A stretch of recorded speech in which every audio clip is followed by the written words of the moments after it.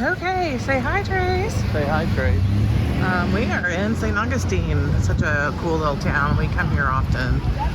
We have a wonderful Christmas light display that maybe we'll have to show you sometime. This is the Flagler College. I don't know what this is over here.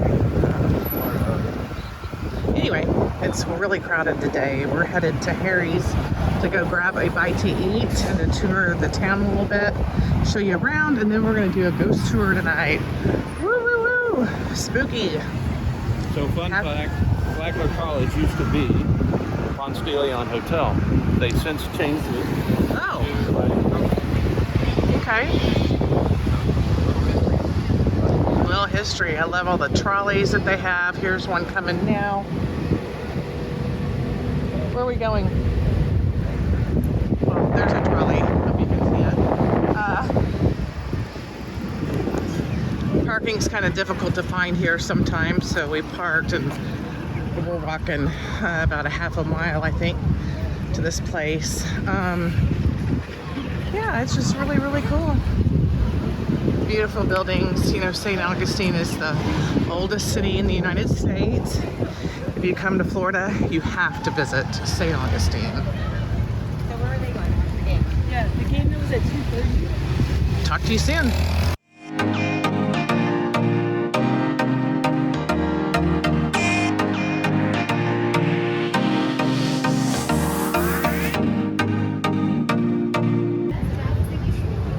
And here we are at Harry's, St. Augustine.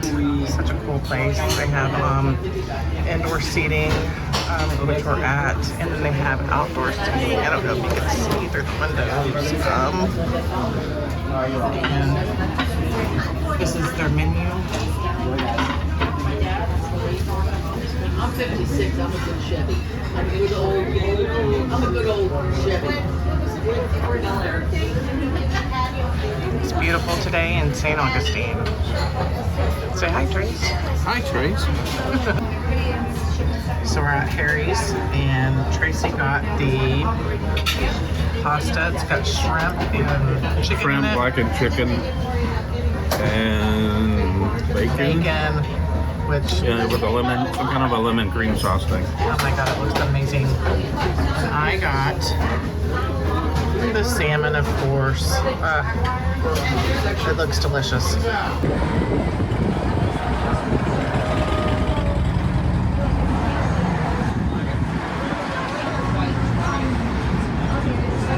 We just got done eating an amazing meal here at Harry's. This is the outdoors, super packed. I got a shot of the balcony overlooking the water up there. Oh wow, okay. Nice. Maybe he can show you that shot. Fantastic place. So we're gonna go walk back to our car and get ready for the tour. We're a little early, but that's good. Yeah, a little tight here. All right, we'll talk to you soon.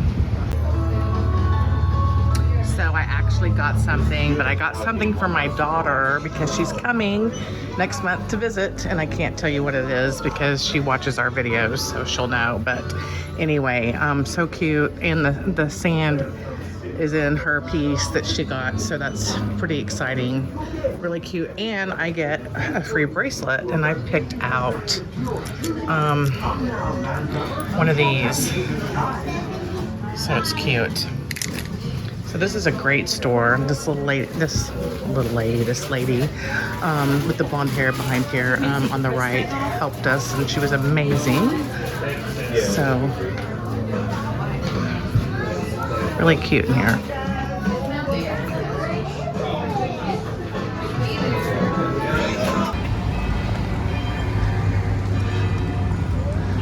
We got church bells going.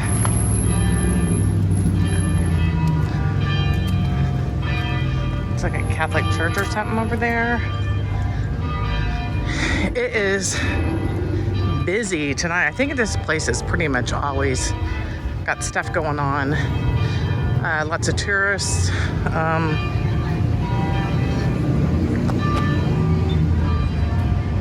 What is this? prisoners of war. Huh. You can pause this if you want to read it. We love coming here. We've come here a couple of times. We did a ghost tour a couple of years back, and we rode in like a hearse and drove around to different places, haunted places. We've come here to spend the day a couple of times. We've been to a concert here. The amphitheater in St. Augustine is fabulous. Trolley. There's a trolley, and then we got some horses. So you can take a horse-drawn carriage, right? As well. Yeah, I'm not sure the prices, but you can do that. you can do that. But I love it here. I bought a really cute bracelet here. One time when we were out just shopping, and we just did like a day trip. And it's only like 45 minutes or so from our house, maybe an hour in bad traffic. So we're just gonna go back home after this rather than spend the night here. But it's great. I love where we live in Ormond Beach because we can easily go to Orlando. We can go to St. Augustine. You know, we need to go to the west side of Florida. West side? West side. You know, I want to go to St. Petersburg so bad. They've got all kinds of little shops, and the sun is glaring again, so we'll see ya. So apparently prom is going on right now in St. Augustine. The glare. We keep seeing all these girls running around in prom dresses. Where? Oh, okay. Yeah, I need to go to the bathroom too. We're at the museum. It's probably closed. So we had to pee real quick, and we thought that there was a bathroom in Starbucks, which there's not. This place is like so fancy. You know, I'm looking OSU sweatpants and, you know, a Nike jacket. We're like, where's the bathroom? You know? Oh well.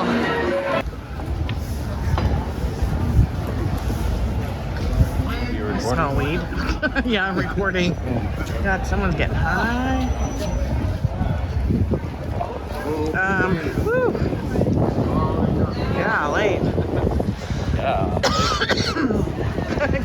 Secondhand high. Oh my God, late. Anyway, Felicia. And we've smelled weed from Oklahoma, Florida. They don't mess around with their weed down here, I'll tell you. The shell shop, love it. Ooh, spooky. Look at her. I love it. Love it. Did you see the spookies back there? You see that girl?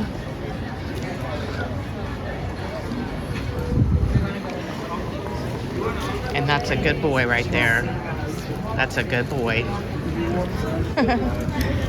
Beautiful. The little girl or a boy? Thank you, girl. Girl, she's beautiful. She's a good girl. She's a very good girl. Aw, I love the puppies. All the puppies in the world. I want to win the lottery so I can save the puppies. Surf culture. Ooh, you know you're gonna go in there. Oh, here we go. You don't need anything. Oh no, there's Oakleys in here. Crap. Just kidding. This is my territory right here. Okay. Look behind you. This is your playground? Well, I got Look behind you. Love it. Cute shops. Lots of flip-flops. Just remember, we'll have to go back to the car.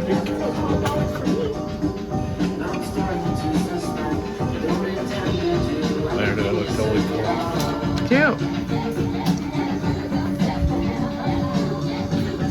Looks like my other one. The ones you have, yeah. How you guys doing? Yeah, what's up? Cute. We better turn this off because copyrighted music. Oh yeah. Bye. Oh, he didn't get anything. He's got some sunglasses. So, here's another. Oh, dog kisses cure any bad day. Love it.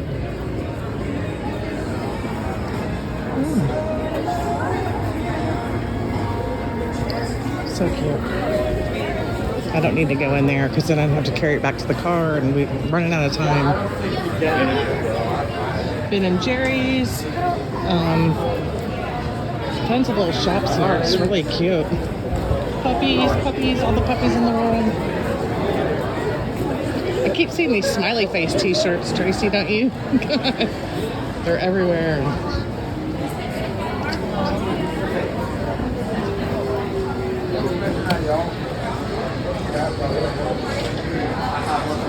It's really fun.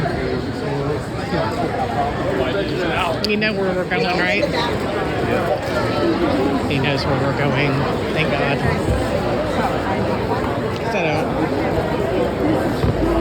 My grandmother said that I couldn't find my way out of a paper bag, and it's true. I'm so direction impaired. I rely on GPS for everything. Aw, there's a husky. I don't know about it.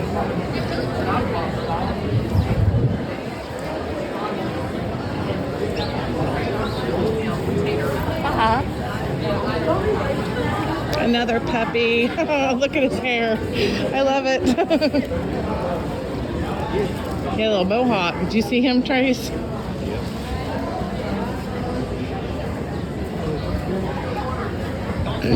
Excuse me. This is cool.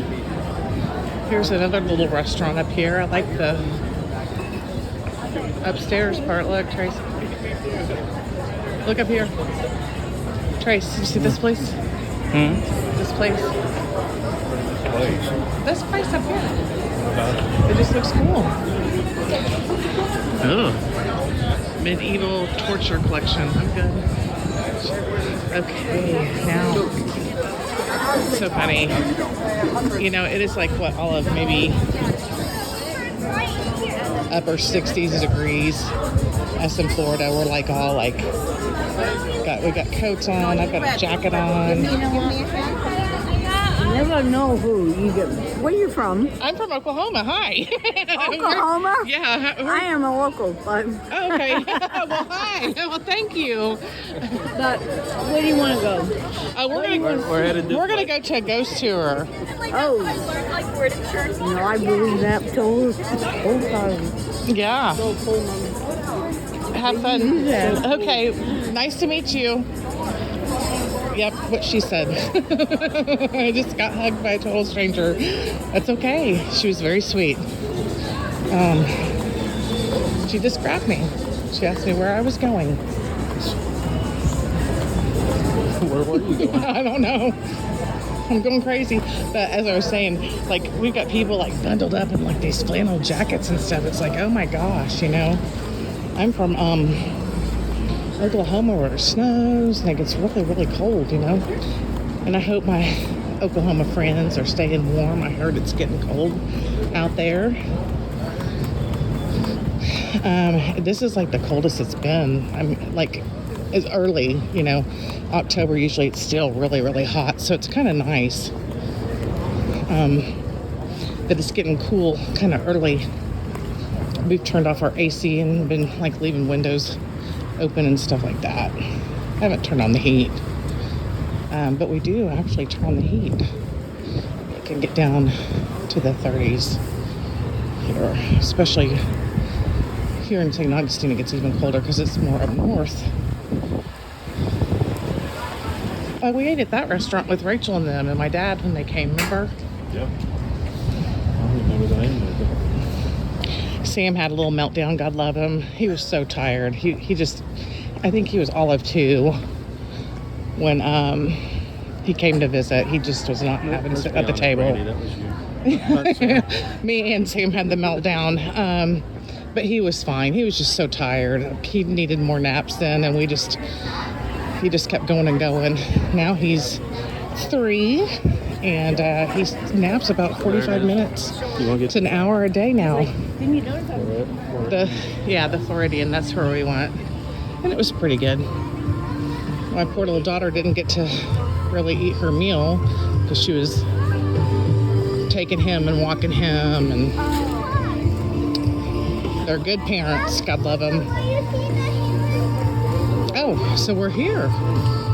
This is where we're at.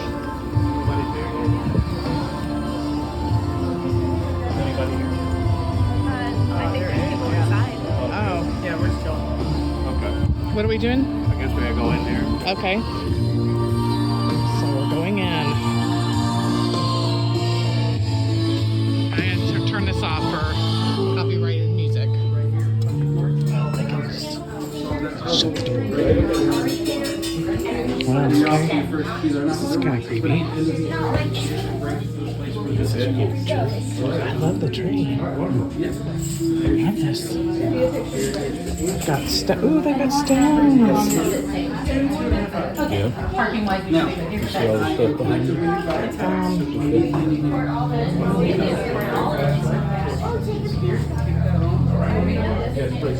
It's really tight in here.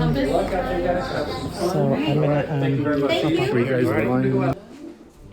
So here we are at the Spooky Ghost Tour. I think I just saw something move inside here, but we're waiting to be checked in. They got a pretty cool little spooky Christmas tree here. Some lady skeleton there. And also some little oddities. Some little oddities that they have in here. Pretty cool. Got little bird necklaces here. $74 for that. $250 for this heart necklace thing. Pretty sweet. And some other little dolls and stuff down here. So anyway, so I have these little suckers here. This is kind of cool. This one says RIP on it. They have different little teas. Different teas here. And also some candles. And some more creepy dolls. Down here. Oh, witch's hat. Edgar Allan Poe. One of my favorites. Anyways. And they also have some scary books in here. And then back to the creepy dolls. Anyways. Gonna get checked in. Tour guide. I've been doing this for a little while. I love history and I love ghosty things, so this is kind of my wheelhouse. I also like kids and I like to talk a lot, so you know, you're welcome. It's fun. All right. How many people have been on ghost tours before? Oh, now I'm nervous. We run our tours a little bit different, so you'll see through the night. Feel free at any time to ask questions. If you need a break, anything like that, just let me know. Safety-wise, I just want to kind of go over a few little things. The town is old, as you guys all know. The streets are narrow, and cars like to fly through here sometimes. So as we're walking down the street, just pay attention if you're going in the street. So be careful, don't get hit. There we go. Brandy, don't get hit by cars. You guys have a good one. Watch out for loose debris and just make sure you're not, stepping on anything loose. Just be careful there. If we're in the street or crossing a street, kids, make sure you're holding on to both hands. Okay? Just keep an eye out behind you because the cars will kind of sneak up on you. Yes. Are you guys wondering why I asked you to do 3 knots at least? Yes. Who's wondering that? Can I help you guys? We're part of the 7:30 self-guided tour. The 7:30 self-guided tour? Go ahead and check in inside. I know why. And they'll help you out there, okay? Wait to meet you, sir. Hey, enjoy. Who has played games before? Who likes to play games? Who has ever played games with spirit before? Ooh, oh, I don't even want to know what games you're playing with spirit. Have you ever played games with ghosts before? There are games you can play. What game did you play? So when me and Brandy were younger, we definitely did Ouija board. Tonight, we are actually playing a game with spirits. Okay? So like I said, we started using these for safety reasons, also for us to keep track of our groups, and we have large groups. And what we noticed was through our tour, these would drop. And so of course it's rubber, we used to use the silky cord. So we said, hey people, make sure you're tying quite a few knots, make sure it's really secure. And then we found out they're still dropping. And Heather, the owner, one of the owners of the Macabre, said, hey, I wonder if this is maybe our spirit friends playing games with us. And through some investigation, we found out that actually, yes, it is. There are spirits along our route that actually have favorite colors. And so we made a deal with... You guys ready to play hiding yours? Yeah. If you don't want to wear your necklace, you don't have to, okay? You can give it to your mama. You're just hiding it for now? Okay. You don't have to be afraid. Our spirit friends are... They're friends in spirit. They're not, we don't mess with any bad guys, we only mess with the good guys, okay? And speaking of that tonight, now, you guys have all been on ghost tours. Most paranormal experiences are not like what you see on TV and the movies. It's not like scary or anything like that. Sometimes it's just... not like these pictures. We're not going to see that on our tour. But what you can look out for are things visually. Sometimes you might see something. So guys, if you do see any kind of orbs or anything, make sure you put them in the comments. Okay? Sometimes a lot of people on our tours will hear things. So if you're sitting here and listening to me and you hear, oh, hello, don't just assume that that's your neighbor talking. Turn and look. There might not be anyone there. Okay? Also, there will be sometimes cold spots, hot spots. So, Okay, babe, I'll show you where the restroom is. We'll take a few minutes and then we'll if you get have to started. pee, make sure I can see your green light. Okay. Over a few minutes over 9 o'clock. This is I'm not yellow. gonna rush anything, okay? Yellow. Yellow. I'm not gonna shortchange you, okay? Wilo. Yeah. Somebody said that one time. Some Yeah. kid. Wilo. All right, so they're letting everybody else go and pee, and we're going to be on our way here in a moment. Take me out of that shot. You just got me in that whole shot. I didn't get you in that whole shot. You got I got me you in the whole shot. shot. I got you in the whole shot right now. Oh. I'm not So- photogenic. Are you ready for this, babe? I am. I'm Are scared. you scared? I'm scared. I will protect you. Okay. I know that a ghost is Just going to keep tug your- on my necklace. Just keep your green light on. That's all I can say. It's yellow. Yellow. Sorry, guys. Got to make sure it's yellow. Anyways, I hope I'm looking at you guys right. I'm trying to look in the right camera, but I'm red. Red rum. Anyways, turn this off till we get started. Bye. Think some bad memories have happened there? What do you think? Well, probably going to be knocked down. They're actually renovating it, so they're gonna make it all better. What do you think? It's definitely old. Anyone else have any observations? What do you think? What do you see about this house? Do you see anything observed? What about the color? Grass is there. There is grass growing. So this is our first stop. Like I said, this is 26 Coke's Place. And if you'll notice, it's a really beautiful blue color, right? All right. It is a baby blue. Now this is not just a random like Michael color. And Myers' if you house. know anything about the Southeast, especially down the Low Country here, which is pretty much North Carolina to St. Johns County right here, you'll notice a lot of people paint their homes blue, specifically this blue color. You'll see it on porches, porch ceilings. Give me 1 second, okay?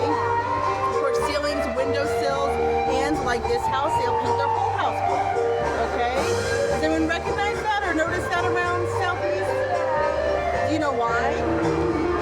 Well, it became very popular in the Victorian time, but it has its roots in Gullah Geechee tradition, okay?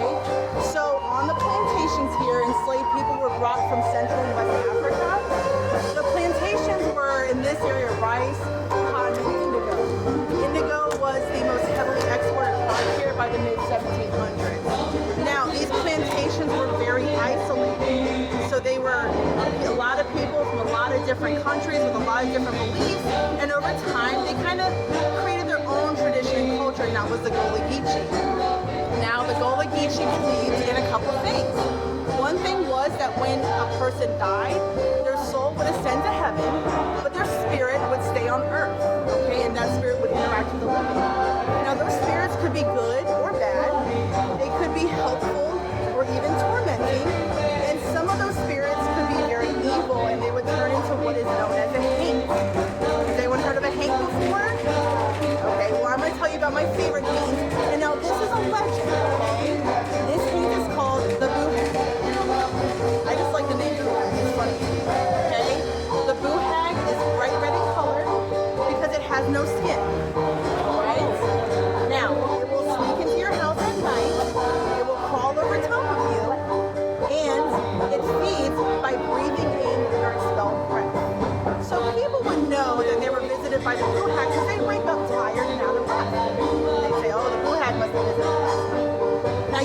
sleep through this encounter. You do not want to wake up in this encounter. Okay? Some people would wake up and the blue hag had the ability to put you in a state of sleep paralysis. So even though you are awake and you see this creature on top of you, you can't move or do anything about it. If you did move, the blue hag would get scared and would steal your skin and leave you to suffer in agony. The blue hag would wear your skin to move about the living undetected until that skin would kind of rot and fall off, and then it would have to find its next victim. Okay?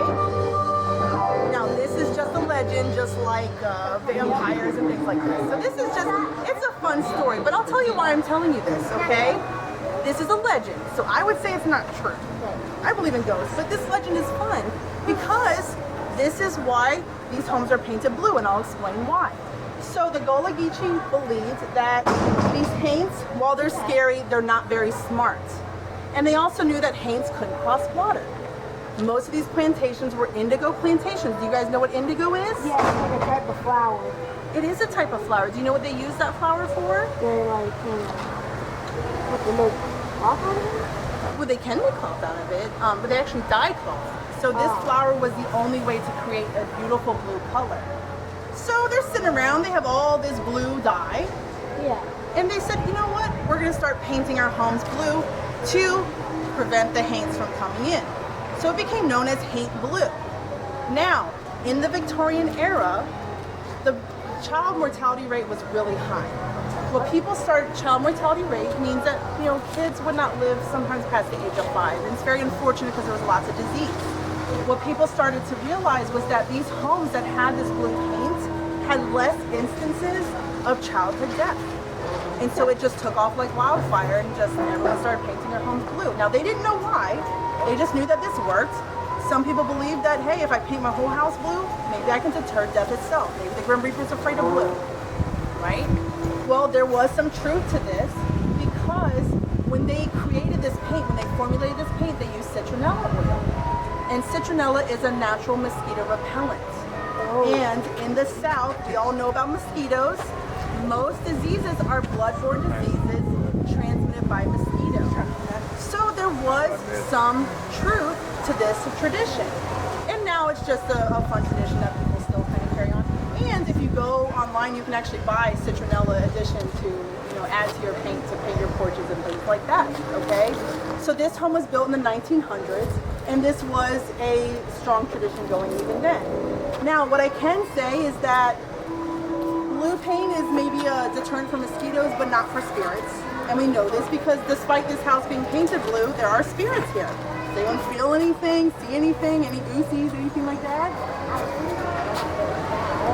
Is it kind of creepy? Yeah, that thing on the roof creeps me out. There are some creepy things here.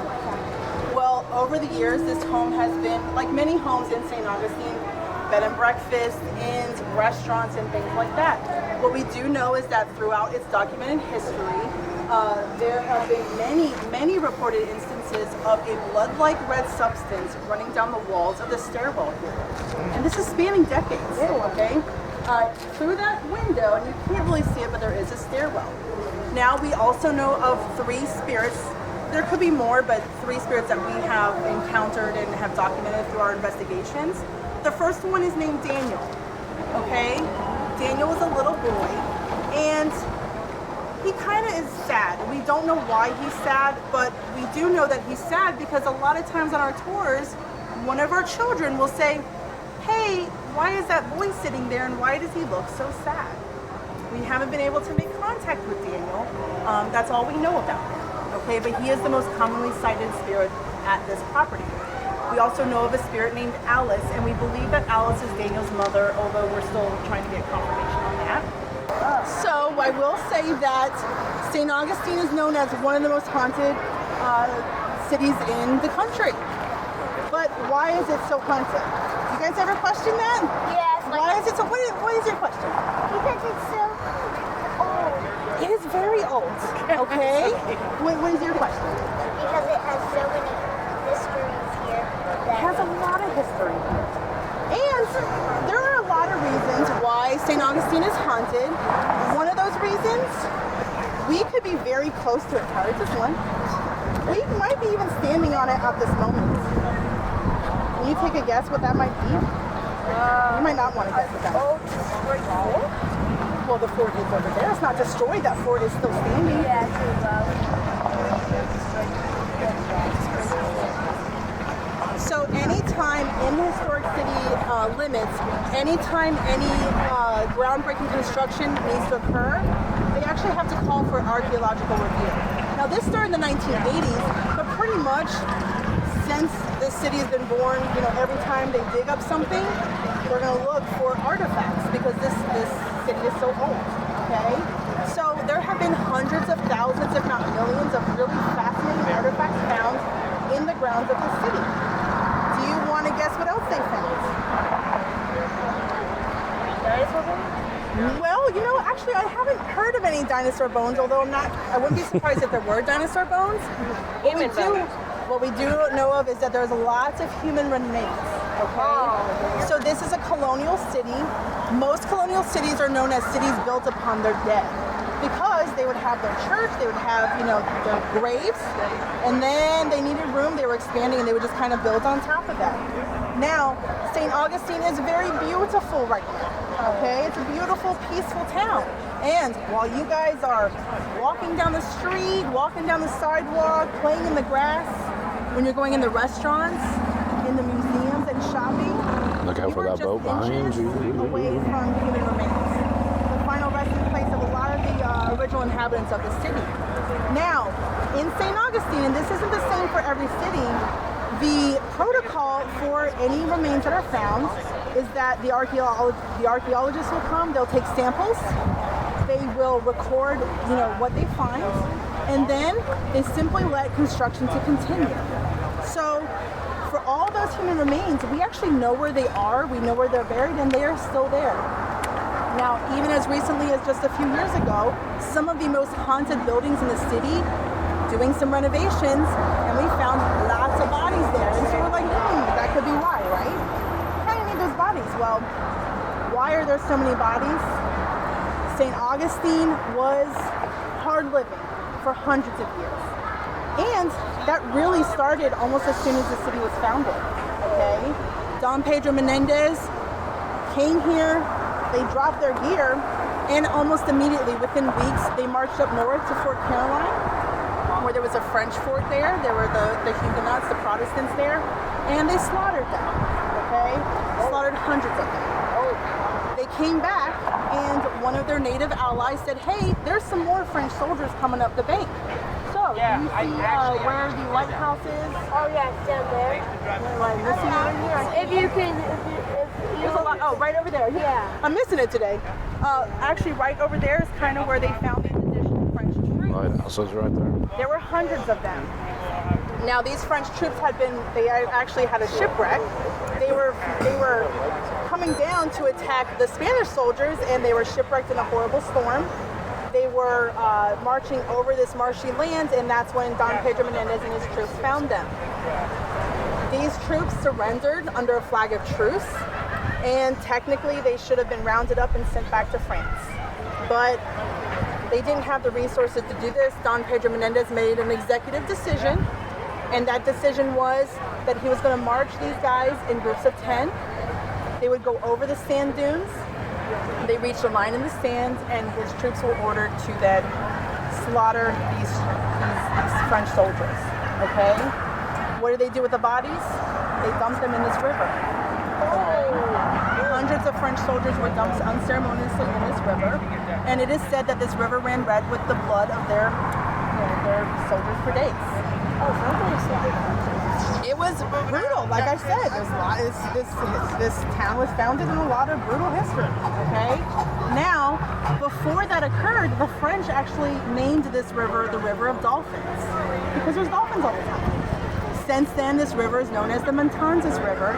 The Matanzas is Spanish for massacre, because both of these things were massacres. Now, if you are walking along this seawall, going across the Bridge of Lions, or even boating, do not be afraid or do not be surprised if you look over into the water and see a French soldier looking back at you. This has been reported many, many times. Okay, kind of creepy. Yeah. It is a little creepy. I haven't seen anything like that. Now, even before Menendez was here, this was a thriving community of the Temecula Indians. So at the time of St. Augustine's founding, there was approximately 150 to 200,000 inhabitants of this area. Within just 30 years, those numbers dwindled down to 50,000. And this is because of fighting. It's also because of European diseases introduced to the Native Americans that didn't have the immunities. Okay? Now, what happened to all these bodies? They are here in this area. And as a matter of fact, at the Castillo de San Marcos, that is federal property. If it was owned locally, we would have dug it up by now. But there are so many historical accounts of when they were building the Castillo of approximately 10 to 15,000, maybe even more bodies buried there. Now these were not the inhabited, the original colonists, because we just didn't have those numbers. Okay, so this was Native American. So we just know that St. Augustine is founded on bodies everywhere. And that's one of the elements you kind of need for a haunting. Now, there have been multiple horrible storms, multiple plagues, multiple pandemics that happened here. Just famine. Unfortunately, we had 2 pirate attacks. We had 2 sieges. It was just a lot of fighting going on, but it's nice now. It's a fun town. Okay.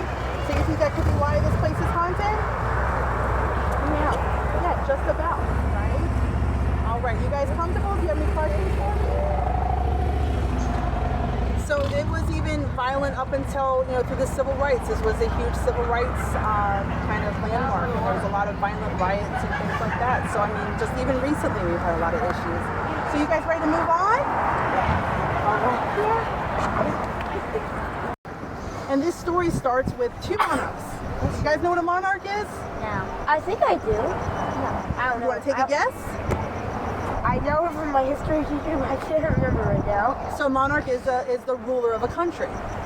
So we have King Philip II of Spain.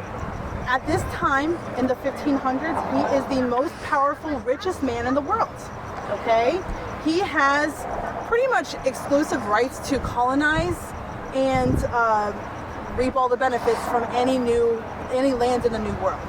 Okay? This was a kind of a gift granted to him by the Pope, because he was a Catholic and the Pope was Catholic, of course. Then we have Queen Elizabeth II, or Queen Elizabeth I, I'm sorry. She was a queen of England at the time, and she was not doing so well. So Spain had all the power and wealth, and England had pretty much none. Okay, her country was deeply in debt, and they are just suffering from years and years of brutal civil war. What little lands that they once controlled in Europe are pretty much gone to them. And it was illegal for them to colonize. And at that time, settling new lands and creating a colony was pretty much the only way you can make money as a country. So if you can't make money legally, maybe you can make some illegally. Now, St. Augustine was a Spanish settlement. This was not a profitable settlement, but it was very important strategically. And that is because down south in Mexico and South America, they had found literally a mountain full of silver. So the colonies there were sending boatloads and boatloads of silver back to Spain. This colony was kind of the pit stop, like the gas station before a long trip. Get your snacks, go potty, get your refreshments, and then you're going. And they would cross over to Spain. Now, who has ever heard of pirates? Pirates? So during this time, there was a really good pirate. He was good at what he did. And he was an English pirate. And he was pretty much exclusively going after Spanish-owned settlements, Spanish-owned colonies, and of course their treasure ships. Okay? He was so good at what he did that, hey, Spain's like, Queen Elizabeth, can you kind of get a hold of your boy here and, kind of rein him in a bit? And I can't find him. I don't know where he's at. Now, what she did, she said, this guy's bringing back so much money, I can make him a privateer. And being a privateer means that it's legal for you to be a pirate as long as you share your riches with the queen, and as long as you don't attack anything, any trade that they had or any of their ships, of course. This venture was so profitable for Queen Elizabeth that the first venture this guy did paid off England's entire national debt. That's how good he was. No problem. Whoa. How are you guys doing? Good, how are you? Thank you. You're welcome. Does anyone have an idea who this privateer was? Any guesses? Do you know of any pirates? It's not Jack Sparrow. So this is Sir Francis Drake. Now, he was a privateer. Sir Francis Drake, very famous. He hated Spain because early in his career, Spanish ships, he was doing something he wasn't supposed to be doing. Spanish ships captured his fleet. He lost 4 out of 6 ships, his entire crew, and only he and his second cousin, John Hawkins, survived. Okay? After that, he just hated Spain, and he went after Spain with a vengeance. And this became very profitable for him and very profitable for Queen Elizabeth. He kept bringing in money. Spain said, you know, this guy really needs to be beheaded.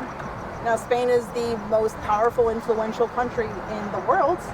And Queen Elizabeth said, you know what? Nah, I'm going to knight him instead. And that's when he became Sir Francis Drake. Now, because he was so good at what he did, this was a Spanish colony, he was the most feared pirate. The Spanish citizens, they kind of built this legend around Sir Francis Drake. They believed that he practiced witchcraft. They actually believed that he had a magic mirror that was gifted to him by Satan. Some people believe that his skill was so inhuman that he was a demon or the devil himself. Okay, he was really just good at what he did. Now, in May of 1568, right here in this inlet, Sir Francis Drake and 22 of his ships pulled in. So this was the worst nightmare for the colonists of this town. He had over 1,000 soldiers with him. There was approximately 300 inhabitants here. Now, he was coming out along the coast. He was actually on his way to Roanoke. Roanoke had just been established. He was going to provide reinforcements for Roanoke. And right where that lighthouse was, about 100 yards away from there, was a guard tower. And that's how the Spanish ships knew we were here. That's also what told Sir Francis Drake that St. Augustine was here. So that's what brought him in.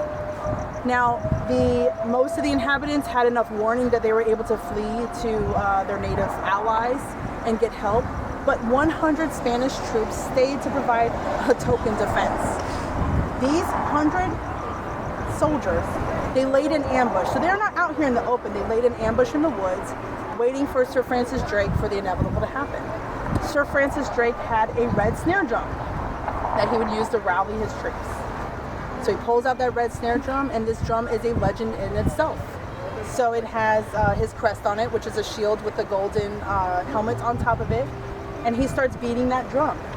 And these soldiers are laying there listening as that drum beat got closer and closer to shore, okay? Pretty much every single drum beat was just another second closer to them and their inevitable demise. Okay, how you guys doing? I'm good. How are you? How are you? Good. How are you? So of course, Sir Francis Drake and his troops landed. They did get some token shots in. They actually killed one of his best soldiers. That kind of made Sir Francis Drake very angry. He dispatched of those troops, those 100 soldiers, and pretty much for 24 hours looted and razed the town. Less than 24 hours later, he's going back up north, and he just basically left St. Augustine in flames. So the people came back, they had nothing. Okay? So again, very notable event. Now, do you guys remember that drum I told you about? Yeah. Sir Francis Drake continued his reign of terror against the Spanish for 10 more years. He was never caught. King Philip II put a bounty on his head of 20,000 ducats, which is approximately $6 million in today's money. No one was able to catch him. He actually caught dysentery off the coast of Panama. His soldiers, when he died, they put him in his armor and buried him at sea in a lead casket. His final resting place was never found. On his deathbed, he ordered that his red snare drum be sent back to Buckland Abbey, which is his home, back to England. And he said that at the approach of an enemy, if England ever needed him, all they had to do was drum that drum and he'd be there. And there's many instances during different wars, World War I and II, of people saying that they heard drum beats. And that is no problem. That's not indifferent to St. Augustine. So on quiet nights, today's not so quiet, but on quiet nights, people will actually report hearing the sound of drum beats either from shore or from sea here. How you guys doing? Now, this drum beat, we don't know if it's a call for Sir Francis Drake to rise from his watery grave and take St. Augustine again. That would be no fun. I think it's more of just an imprint of just a very marked time in our history, especially for the Spanish. Crazy, huh? Yeah. All right, well, come on. We're ready to get to the next place. Who recognizes this? This is kind of iconic. Kind of iconic. So these are our historic city gates. You want to have a seat over here? You want to sit over here? I can't talk Historic behind me. You might city not hear gates. me. So again, this is an icon of our landscape. This was, for many, many years, the only way you could get in and out of the city, or at least it was the main way. There was a couple other ways, but this was the main thoroughfare to get in and out of the city. During the day, they would raise the gates so people could come in and out. And at night, dinner time basically, they closed those gates. So if you didn't get back to the gates before night, where do you think you were sleeping? Outside the gates. Yeah, you know, and we know what happens on the grounds here. You were sleeping with all those bodies over there, right? I wouldn't want to be stuck here sleeping. Okay. Now, this was part of the Rosario line and the Cuba line. So this went all the way, it was an earthen embankment that went all the way to the Castilla. Around there you had bayonet palms. So basically this was a fortified city at that point. We had had enough attacks, enough kind of sieges that they said we need to really enclose this city. And as much as this is an icon, and actually almost got destroyed, and they were able to save it in the late 1800s, but this is just, you know, when people think of St. Augustine, they usually picture our city gates. Now there's also another icon associated with that, and that is our famed Elizabeth. This is one of the most mentioned and talked about and seen spirits in our city. Now, Elizabeth is normally seen at the city gates. She's usually waving. And at that pink building over there is the St. George Inn. She is often seen a lot of times there, and actually people hear her there. She goes, "Hi, my name's Elizabeth." She says that a lot. So you can do them. Now, in our local police department, this is kind of how they haze the rookies, because a lot of people will say, "Hey, there's a little girl waving from the city gates and it's 3 o'clock in the morning." So they send the rookies out. The rookies come to investigate, they park their car, they walk out. By the time they kind of get over to this hill, she's gone. And then they go back going, "What in the world just happened?" "Hey, you met our Elizabeth," okay? Now, some say, the legend kind of says that Elizabeth was the daughter of a gatekeeper here. There were a lot of soldiers here, but there was never like one true gatekeeper, so we believe that's historically inaccurate. Typically, it would be like a rotating shift for gatekeepers. So we do have two possible candidates for our famed Elizabeth, okay? The first is Elizabeth Forrester. She lived here, actually, they actually had property over in the Lincolnville district. Now, she died early on of yellow fever, and she was one of the first graves in the Talamana Cemetery, the first stone grave. So her grave says that she died of a monumental illness that she bore with true Christian fortitude. Now, unfortunately, she was buried in a vault, and shortly after that, grave robbers broke into that vault. They took her clothes, they sold it on a thieves market. The thieves were caught and punished, and that prompted the governor to request that they have a guard at that cemetery. So a lot of times with hauntings, there has to be like a precipitating event. That would be a precipitating event. Now that grave is actually one of the oldest graves in the state of Florida. Okay, now the next possible candidate for our famed Elizabeth is a girl named Ella Von Reynolds. Her father was a Presbyterian minister here in the 1700s. He was here about 10 years. They lived on Hippolyta Street in St. George, and then when he was no longer minister, they moved him over to where that big building is. So Ella Von Reynolds, this was absolutely probably the place that she would have played with her family. She was 14 when she passed away. So in that same age range, people say Elizabeth looks to be about 14 to 18 years of age. And we know that she's right there. We actually had a tour, and we had some guests that were staying at the St. George Inn. And they said, hey, we heard someone say, hey, my name is Elizabeth, and we got to tell them the story that they met the famed Elizabeth. There have been many paranormal investigations done here, trying to contact Elizabeth, trying to get any type of interaction, and we just haven't been able to. We believe that this is a residual haunting, and that's pretty much like it's a recording, a tape recording of a person, or like I said, the drum beats over there. So we just can't interact with her, and we just think that she's here. In her time, it's probably during a yellow fever epidemic, and she's just warning people away from the city. Any questions about that? Does anyone want to take pictures here? We do get some kind of interesting anomalies and stuff in here.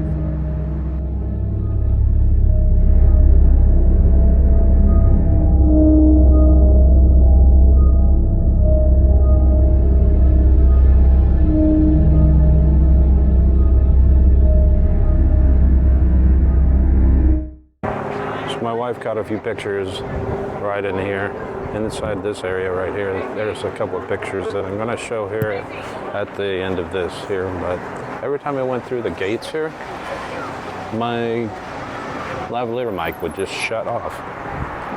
So weird. There was only 4 burials actually recorded here, recorded here in 1821. But in the outer parts, just outside of the cemetery walls, where we just walked through, we walked over 3 burial grounds. The first was a potter's field. A potter's field was for convicts and for those who could not afford to be buried within cemetery walls. That's huge, and that lasts from the first portion over here almost all the way across the street towards the Castillo.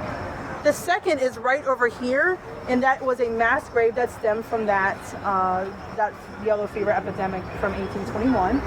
And we've actually found evidence of the first Jewish cemetery here. That's right in the middle there. We haven't excavated it yet, but we're finding enough documentation that we believe it's there, so hopefully they'll be doing that soon. So again, like I said, you're walking on bodies pretty much everywhere you go here. Yeah. Now, hold your questions for later. I'll answer in a bit, okay? Now, this is, like I said, the Huguenot cemetery. There are no known Huguenots here. That was way before their time. It was actually originally known as a public burial ground, and it was the Protestant burial ground. So just in memory, they call it the Huguenot cemetery. In 1821, the city of St. Augustine was no longer a Spanish colony. They had ratified and finally finalized the Adams-Onis Treaty, and this became a U.S. territory. So that started the territorial period. This was like the Wild West. All of the citizens, the Spanish citizens, were going back to either Spain or Cuba, and you had an influx of people from up north because they said, hey, Florida, it's nice down there. So we had a lot of people coming from New York, New Jersey, all over the place, and there was no law here. There was really, the economy was just completely disrupted. I mean, you just had people leaving and then people coming in. It was kind of a fun time in a way if you like that sort of thing. It was during this time that yellow fever kind of had an outbreak here. The last Spanish ships that came in to bring in goods and take the last Spanish settlers back to Spain brought with them yellow fever. So the 2 ships kind of stayed in port, and they noticed that no one was disembarking. So they sent a crew out to go check, and they found that most of the people on board were sick or dying. The 2 ships' captains had quarantined themselves in their quarters. Of course, they buried the dead over here in this mass burial ground. They brought the sick soldiers in, or the sick seamen in to take care of them. And because this was a desperate time economically, they decided to go ahead and bring in all those goods, linens, foods, everything, and pretty much brought yellow fever within the infected walls of the city. Pretty much yellow fever broke out immediately. It ravaged the town for 45 days. They were losing approximately 15 inhabitants per day. Yellow fever is a very tricky disease because people would either die from it or they might go into a deep coma, and in this deep coma their heart rate would drop and they would pretty much seem like they were dead. The people who are dealing with this, they're not trained, and they would proclaim these people dead. When you have a very highly infectious disease, one of the most important things is to bury the dead very quickly. So what happens when you have someone in a coma and they need to bury you quickly? Some people were being buried alive. Now, they did have ways to combat this. They were called safety coffins. So these were coffins that would have air tubes in it so that people could breathe. And they would tie a bell either to their hand or to their toe. So if they did start wiggling around, they would hear that little bell. And they hired people to stand near the graveyards and be there day and night. These people would sniff the air tubes for decomposing flesh or just listen for that bell. So have you heard of the graveyard shift? Yeah. That's where that term comes from. Have you heard of Saved by the Bell? Oh yeah. That's a term that's also Saved by the Bell. You know, if your teacher asks you a question, I don't know the answer, and then that bell rings, you're saved by the bell. Way back in the day, in 1700s, even the late 1600s, this was a village of Gaul Indians. So it was a village. So these were Indians that converted to Christianity, and the Franciscan friars who ministered to them. So they kind of lived out here, they had farmland out here, and this was their burial ground. Now, we do know that it was located here on a 1737 map of the city. We don't know exactly when it first started, we just know it's been here for a long time. After it was no longer the Talamanto village of these Gaul Indians, the Menorcans. So these were these were colonists that came out from New Smyrna. There was a failed colony down there. Lots of people died. The other people said, we're going to skedaddle and we're going to come to St. Augustine. They were devout Catholic, and this was the Catholic cemetery, so they utilized this cemetery. And this cemetery has been utilized by Catholics for quite some time. It was shut down in 1866, I believe. There are many, many prominent Catholic figures from the town here. There's also a whole section that was kind of designated for enslaved people who escaped to St. Augustine and who converted to Catholicism and lived here free under the Spanish rule. Now, again, this is a very popular cemetery. Back in the Victorian times, people viewed cemeteries a lot different than we do today. People would come here, they would kind of sit at the graves of their loved ones, they would break bread, they would have holiday meals, and kids would play here. So this was kind of like a park for them. They'd run around the gravestones, they'd climb the trees. Okay, there are quite a few child spirits in the Talmud Cemetery, but there is one famous child spirit, one of the most famous spirits in St. Augustine, and that is our little James Morgan. Okay, this little grave right here was James Morgan's grave. Now there is a legend, and if you've been on a ghost tour here, you probably heard this legend. The legend is that James Morgan fell from the tree and hit his head, and that's where he was buried. There's no documented history recording this. What we have found is that his mother, Amanda Morgan, was a hemophiliac, and so that is a deadly disease that causes people to bleed out. They did lose two more kids here in St. Augustine in the year 1866. That was Arthur and Agnes. They were the age of 2 and 7. They then moved to San Antonio, Texas, where over the next 10 years they lost 3 new children. So we don't know exactly how James Morgan died, but we do know that this is where he likes to be seen frequently. Up in this tree, people get a lot of pictures of him up here, and then just hanging around his little grave. This building was empty for a long time. Before that, it was basically a storage building. We've had a lot of people coming. This one guy actually sought us out and said, hey, you know this place is haunted, right? We're like, yeah, we know. He said every time he comes here, it was a storage building for his business, someone was following him. Didn't like it, wanted us to know. And this is also where I found that full body apparition and got that picture. Now, 21 Spanish Street, we don't know exactly why it's so haunted. What we do know is that this building over here, that was a funeral parlor. And this cement building right here, this block building, cinder block building, was the first area in St. Augustine that offered embalming services. So this was the embalming area.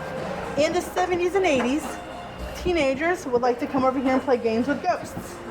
So they'd sit in this courtyard and they'd set up a Ouija board and kind of do a lot of contacting the spirits and things like this. What we call this area, we call it a vortex. So there's just an abundance of energy here, and that's why we think there's so much spiritual activity. So I have talked to a lot of the business owners of these businesses over here. They all have stories. It's a lot of fun. And again, this building right here. Now, this building, through our research, there have been people that moved in, bought this place, and moved out within weeks and sold it. because it's that haunted. So I'm very curious to see what kind of stories they come up with this coffee house. They might have a lot of interesting activity there. Okay? So this is a coffee house now. This tree right here, they stated refer that to that there's as the a hanging lot tree. of hauntings that The go one that's on over there. that, privacy. Hanging tree, look at They that. refer to that as the hanging tree. We don't have any documentation. It's just such common knowledge that we have to say maybe there's a basis of truth there. With this being the funeral home, it's kind of safe to say if they were going to hang someone, it's kind of convenient that it would be the funeral home. Hangings were a acceptable form. This is called the hanging tree. Up until the 1920s, so it was before it was illegal. Used to hang people So if you there. guys want to walk around and take some pictures here. We did Crazy. do an investigation, actually did a couple. So this home was built between 1860 and 1865. It is a 1.5-story carpenter Gothic structure. It was early on owned by J.C. Jimenez, and the Jimenez family were descendants of those Menorcan settlers, and he was a grocer. So he was a grocer in this area. This home has been pretty much everything. It has been an art studio, art galleries, law offices, private residence, bed and breakfasts. It was abandoned for quite a while in the 40s. And in the late 2000s, or 2007 era, the Woodwards bought this home and they opened the Prince of Wales restaurant, okay? The Woodwards opened the restaurant and they actually lived upstairs. The Woodwards also adopted a cat, and that cat refused to go inside and pretty much became an outdoor cat because the cat just didn't like the vibes in there. We have done investigations in this restaurant. The current owner is looking for a new tenant to open the restaurant back up again, but nobody lives here right now. So our investigations live have there either. produced communication with spirits, Spooky. electronic communication. We've heard doors opening and closing. There's a lot of instances of people saying that there is kind of a dark presence in the downstairs kitchen area. We haven't been able to verify what that could be, but there is a very famous spirit that's known here. Okay? Now, do you remember when I said that it's hard for us to kind of get a lot of history of the spirits in our hauntings because it was from so long ago? And we don't have access to those records because a lot of the records burned down. Well, in this case, Faye Shelton, she actually owned this home from 1968 with her husband Owen until about 1984. So we know a lot about her. We have, we've been able to track her down using the genealogy stuff. To me, spirit is just a human like you. Typically they have the same mannerisms, the same beliefs, the same characters they did in life. They're just in a different life form, okay? With this, our friend in spirit is Faye Shelton.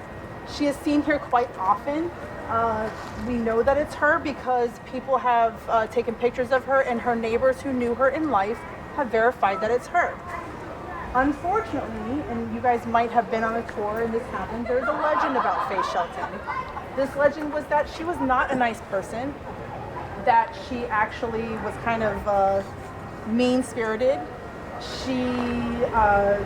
say that she kind of swindled a contractor who did some work on her house, and in that scuffle she kind of fell down the stairs and passed away, and that nobody found her body until quite a while later when a male person smelled her decomposing body. So this is what is told about her night after night, and what we know is that that's simply not true. We know that she died in Flagler Hospital due to heart complications. Her neighbors have tried to get cease and desist, for these companies who are saying these lies about her because they knew her and they knew she was a very nice woman. So it's really important that we tell the truth about these hauntings and these spirits. Faye Shelton is normally seen up in that upper window right there. That was her bedroom, and so a lot of times that curtain will be kind of pulled over to the side. You've seen a lot of pictures of her over there. Okay, so we're here with Lynn, and she was nice enough to give us a tour around this place. and it was amazing. She did a really great She job. did a great job. And we went all around this area, over by the water, and to some of the graveyards over there. Absolutely. So tell us what's the contact information that they can get a hold of you, And what the company Yeah. and company name. Sure, if you this could give is the that. Odd Macabre. If you go on our website, just search for Odd Macabre St. Augustine, you'll find us there, and you'll find all of our different tours. We do scavenger hunts, spooky scavenger hunts. We do a witch candle making parlor. We also do investigative tours and our walking tours. So we just okay. do a little bit of everything, and the nice thing about it is you can come down and take the same tour twice and actually learn different things, and it's kind of based on you. So. But you have to insist on getting Lynn. She's Yes, she's fabulous. she's the number one. Thank you so much. That's high praise. Appreciate it. All right. Thank you. Well, thanks so much. Yep, And there's then our eyeball right there. and, yeah. So come here to the old Odd Macabre. Odd Yep. Macabre. Odd Macabre. Like Okay. us on Facebook. Yep. So that's the end of visiting St. Augustine. We went on a ghost tour. We met Lynn. Lynn is really nice, super nice person. Make sure you guys check her out when you go on that ghost tour. And don't forget to like, subscribe, thumbs up, and we'll see you guys next time. We're driving home. Oceansiders.